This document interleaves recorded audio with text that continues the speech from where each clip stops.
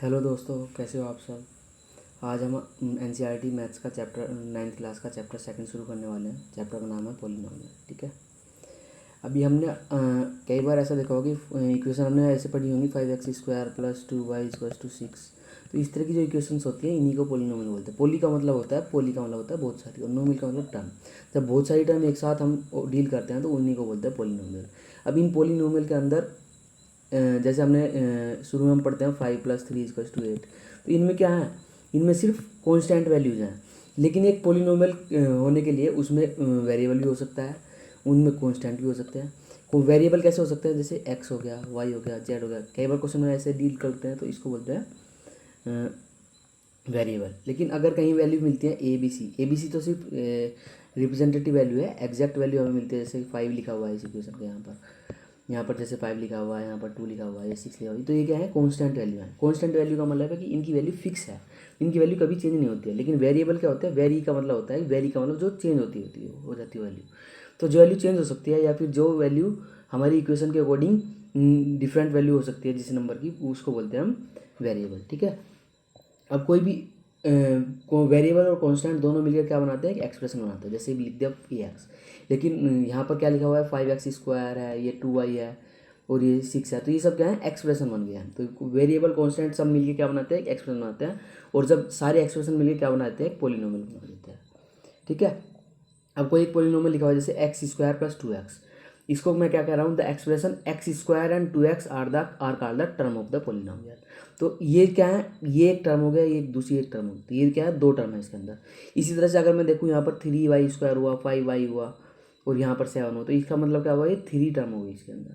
तो 3 टर्म है इस पॉलिनोमियल के अंदर, तो इसी को हम ट्राइनोमियल बोलेंगे। अभी पढ़ेंगे हम इसको आगे। Each term of polynomial has a coefficient. अब हर टर्म के अंदर क्या होता है, कोफिशिएंट होता है। जैसे अभी हमने देखा था 5y² + 2y = 6, मैंने ये देखा था। इसमें क्या हो रहा है, ये y² के साथ 5 लिखा हुआ है, तो ये क्या है, इसका कोफिशिएंट है। इसी तरह से यहाँ पर 2 लिखा हुआ है, तो ये क्या है, y कोफिशिएंट है। और y² का कोफिशिएंट क्या है, तो यहाँ पर दिख रहा है हमें y² का कोफिशिएंट क्या हो रहा है, 5 हो रहा है। लेकिन अगर y का कोफिशिएंट देखता हूँ तो मैं, तो क्या आ रहा है, 2 आ रहा है। ठीक है,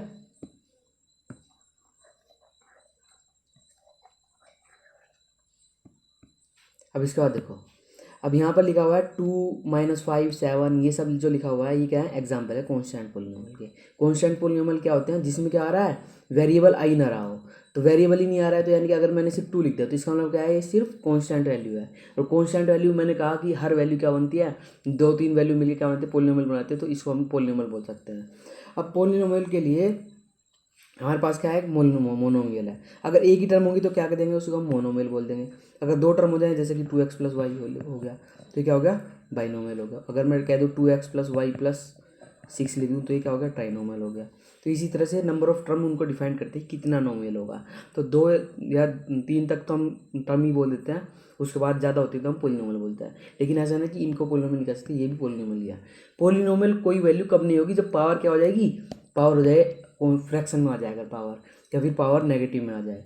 ये मान लिया जैसे ऐसे लिख दिया, यहाँ पर 2x + y + 6 लिखा हुआ है। अगर मैं इसको ऐसे लिख दूँ, 2x की पावर -2 + y + 6 ऐसे लिख दूंगा, तो इसका मतलब ये माइनस पोलिनोमियल डिग्री आ रही है। और माइनस एक्सपोनेंट किसी भी टर्म का नहीं होना चाहिए। अगर माइनस एक्सपोनेंट होता है, या फिर अगर यहीं पर मैं लिख दूँ 2/3y की पावर, तो ये भी क्या कर रहा है, इसको रूल को डिसोबे कर रहा है। तो इसलिए हम इसको भी पोलिनोमियल नहीं कर सकते हैं। अब कुछ एग्जांपल देखते हैं हम। जैसे मैंने लिखा px, इसका मतलब है पोलिनोमियल का नाम ले दिया हमने p, और वेरिएबल इस पोलिनोमियल में क्या यूज़ कर रहे हैं, x यूज़ कर रहे हैं। तो ये क्या बन गया, पोलिनोमियल बन गया। = अब दिखा हुआ है x² + x + पाई। तो पाई तो एक कॉन्स्टेंट वैल्यू होती है, हमें पता है, और x वेरिएबल है इनके अंदर। ठीक है, और टर्म कितनी बन रही है, पहली टर्म ये बन रही है, दूसरी टर्म ये है, और तीसरी टर्म ये है। तो ये क्या हुआ, 3 टर्म है इसके अंदर। तो ये क्या बन गया, ट्राइनोमियल हो गया एक। ठीक है, हाँ जी। अभी देखो ये है आर, पोलिनोमियल का नाम क्या दे दिया, आर, और वेरिएबल क्या यूज़ कर रहे हैं हम, यू। तो इसको मैं क्या लिखा हुआ है, u² + 3u - 2। तो इसमें भी कितनी टर्म है, इसमें भी हमें 3 ही टर्म दिख रही है। कैसे, u² पहली टर्म, ये दूसरी टर्म और ये तीसरी टर्म, तो 3 टर्म हुई। अब देखो इन तीनों ही टर्म में क्या हो रहा है, कुछ ना कुछ डिग्री आ रही है। डिग्री कैसे आ रही है, जैसे इसके अंदर लिखा हुआ है 2, पावर में, इसके अंदर पावर में 1 लिखा हुआ है, इसके अंदर वेरिएबल ही नहीं है तो पावर भी नहीं दिख रही, तो हम 0 मानते हैं उस जगह पर पावर। ठीक है, तो इन्हीं को जब क्या होता है, अगर सारी टर्म की डिग्री देखूँ और इन तीनों में मतलब ट्राइनोमियल 3 4 जितनी भी टर्म होगी उन टर्म्स की अगर मैं डिग्री देखता हूँ कंपैरिजन में, जो सबसे हाईएस्ट पावर होगी और वेरिएबल, उसी को हम क्या कहते हैं, डिग्री ऑफ पॉलिनोमियल कहते हैं। इसी को हम डिग्री ऑफ पॉलिनोमियल कहते हैं। अब देखो, degree of non zero constant polynomial is 0। कैसे, मान लिया जैसे 2 कहा मैंने, तो 2 के साथ तो वेरिएबल नहीं है, तो वेरिएबल नहीं है तो क्या है, नॉन जीरो कॉन्स्टेंट पॉलिनोमियल है। नॉन जीरो कॉन्स्टेंट कैसे, मतलब एक तो कॉन्स्टेंट है और नॉन जीरो है, तो इसके लिए ये क्या हो जाएगा, non zero constant polynomial, variable इसमें आ ही नहीं रहा है, तो इसकी डिग्री क्या होगी, 0 होगी। जैसे मैंने अभी भी ऊपर भी बताया था आपको, यहाँ पर ये -2 लिखा हुआ है, तो इसकी मैंने क्या बताया आपको, डिग्री क्या बताई है, 0। लेकिन 3u के लिए डिग्री क्या बताइए, 1 बताइए, क्योंकि u की पावर कितनी है, 1, यहाँ पर u की पावर 2 है, तो इसलिए हमने डिग्री 2 मान रखी है इसकी। ठीक है, अब यहाँ देखो, तुम्हारी एनसीईआरटी में फर्स्ट एग्जाम्पल लिखा हुआ है, find the degree of each of the following polynomial. यहाँ फर्स्ट देखा है x की पावर 5 माइनस x की पावर 4 प्लस 3, तो इसमें फर्स्ट टर्म की पॉलिनोमियल डिग्री कितनी है, 5, सेकंड टर्म में 4 दे रखा है और तीसरी टर्म में वेरिएबल ही नहीं है तो 0 डिग्री हो जाएगी। लेकिन हाईएस्ट डिग्री ऑफ पॉलिनोमियल क्या हो जाएगी, इसमें 5 हो जाएगी, तो पॉलिनोमियल की डिग्री भी हम 5 माने। इसी तरह से इसमें देखूँगा तो 0 2 3 एंड 8, तो डिग्री ऑफ पॉलिनोमियल कितना हो जाएगा, 8 हो जाएगा। अब ये क्या है, कॉन्स्टेंट पॉलिनोमियल है, कॉन्स्टेंट पॉलिनोमियल में डिग्री कितनी होती है, 0 होती है। इसके बाद देखो, polynomial of degree 2 is called quadratic polynomial.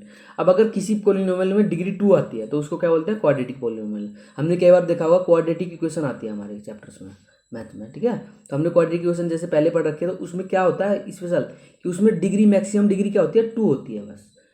Term जो होती है वो 2 भी हो सकती हैं, 3 भी हो सकती है, सिंगल टर्म में भी हो सकता है। कैसे, जैसे मैं लिख दूँ 5x² = 0, एक ही तो टर्म है इसके अंदर।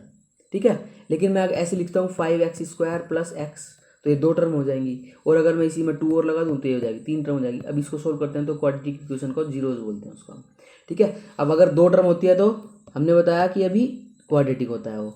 अगर 3 टर्म हो जाए तो इसी को हम क्या बोल देते हैं, क्यूबिक पॉलिनोमियल। डिग्री अगर 3 हो जाए तो हम क्या बोलेंगे उसको, क्यूबिक पॉलिनोमियल बोल देंगे। ठीक है, अब कह रहा है in particular if all the constant are 0, अगर सारे कॉन्स्टेंट 0 हो जाए। कैसे, मतलब जैसे हमने देखा ax² + bx + c = 0 होता है, लेकिन अगर यहाँ पर a भी 0 हो जाए, b भी 0 हो जाए, c भी 0, यही तो है कॉन्स्टेंट। अगर इनको 0 कर दें तो हम ये भी 0 बन जाएगी इक्वेशन, फिर ये भी 0 बन जाएगी और ये भी 0, तो सारा 0 बन जाएगा। तो क्या हो जाएगा, पॉलिनोमियल को हम 0 पॉलिनोमियल बोलेंगे, क्योंकि वो पूरा ही 0 बन जाएगा, उसका कोई मीनिंग नहीं रहेगा। और 0 पॉलिनोमियल की डिग्री जो होती है वो नॉट डिफाइंड होती है, उसको हम डिफाइन नहीं कर सकते हैं। ठीक है, मिलते हैं अगली एक्सरसाइज अगली वीडियो में, फिर उसमें हम करेंगे एक्सरसाइज नंबर 2.1।